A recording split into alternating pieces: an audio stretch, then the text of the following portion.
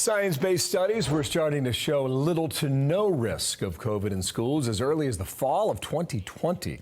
Yet the head of the American Federation of Teachers, Randy Weingarten, will not drop support for mask mandates, calling on the CDC to tighten mask guidelines. Fox News contributor Guy Benson, host of the Guy Benson Show on Fox Radio, with us now today. Nice to see you, sir. Hello to you. Great to see you both in person. I read we're one of 7 countries in the world forcing kids to mask up. This has been... What are the other 6? Insane. That's actually a great question. It's got to be Australia. I don't know. Definitely New Zealand. Maybe Canada. They seem to have pretty strict governmental rules. Probably Canada. But we're an outlier around the globe. Even when you look at like Scandinavia, the UK, we have been masking kids even as we have watched the results and the outcomes come in, not for a few months, for almost 2 years. Kids are safe in schools overwhelmingly. Kids are safe generally from COVID, thank God. It's one of the few bright spots of COVID, and we have doggedly refused to respond to that data in some of our bluest areas in this country. And it's sort of wild. I mean, schools opened in Florida, for example, last academic year. At the very beginning, huge gales of protests from the usual suspects like Randy Weingarten. This is dangerous, people are going to die. The doomsday scenarios never played out. Kids were down there in school, in classrooms, in-person learning, no masks largely, and they were fine. Right. And yet we just saw that report in Virginia where you've got these counties clinging on, doing the resistance thing with Glenn Youngkin. It's like they want to talk about how much they fetishize science, but they don't seem to care about actual science. So Randy Weingarten, so the head of the teachers union, she tweeted this, that we all want to get back to a sense of normalcy, and that's why the union asked the administration months ago for a science-based off-ramps for masks. Do you think that's true? No, because she was saying similar things about schools opening. Oh, we all want schools to open. No one wants them open more than we do. And then we learned from FOIA documents and emails that when there was going to be reopening guidance from the CDC, the teachers' unions last year got a sneak preview and decided, oh, no, we don't like this. Right. And they changed the science.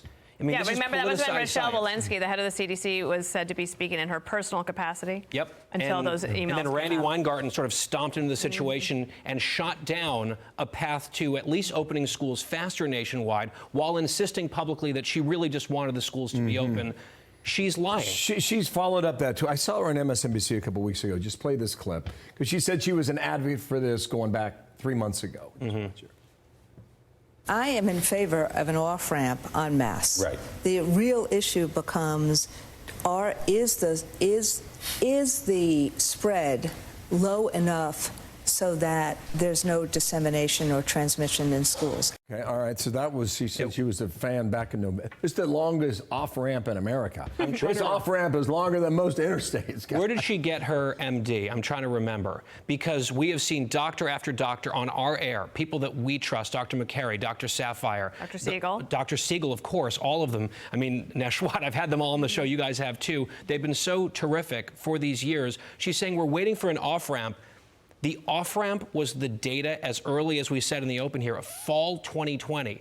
Tons of data, not conflicting studies, overwhelming information that kids are the safest people on the planet and schools are not super spreaders and masks on kids really don't achieve very much. The off-ramp should have been apparent long ago, and for her to still be talking about off-ramps, I think it's like sort of this buzzword to make it seem like she wants to do something that she does not want to do. Well, an off-ramp happened in San Francisco last week with the recall election of the school board members. It wasn't about masks necessarily. I think it was about a lot of different things coming together. Here's Mayor London Breed yesterday on Meet the Press. That it was really about the frustration of the Board of Education doing their fundamental job, and that is to make sure that our children are getting educated, that they get back into the classroom, and that did not occur. They were focusing on other things that were clearly a distraction. And so what do you have now? The possibility that other recalls could happen? Sure. I mean, on district attorneys, on school board members, there's a lot of very unhappy people out there for good reason. And I think London Breed, who's now feeling the spirit in a different sort of way, it seems, she can sense the movement under her feet, and she's trying to sort of go along with it, even though she'd imposed all the mandates in her city that she then violated herself. I'll give her some credit for being better late than never. I mean that She sincerely. came around. Yeah, some people are sticking with never, No, right? she's being responsive. She's at least Yeah. being responsive. And that was, I think, a very clear signal in San Francisco.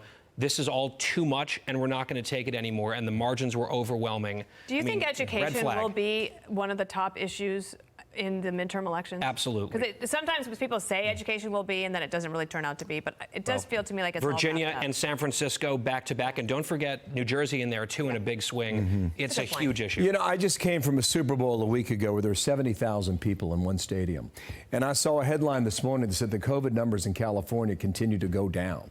So this is not a super spreader event.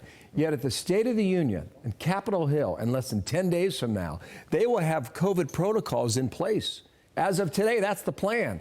N95 masks. You can't sit any closer than 6 feet apart. Imagine That's the imagine plan. that video going all around the world for your adversaries to see. This is why I think that the Republicans should have the response given by Glenn Youngkin in the House of Delegates in Richmond, invite all the Republicans down, pack the House, and Good idea. signal to There's an America, we're getting back to normal. They're not. We're getting the hook. All right, We'll sorry. see you on you radio were a little great. bit later today. Thank you. you so much. Good to have you here. Great to be here.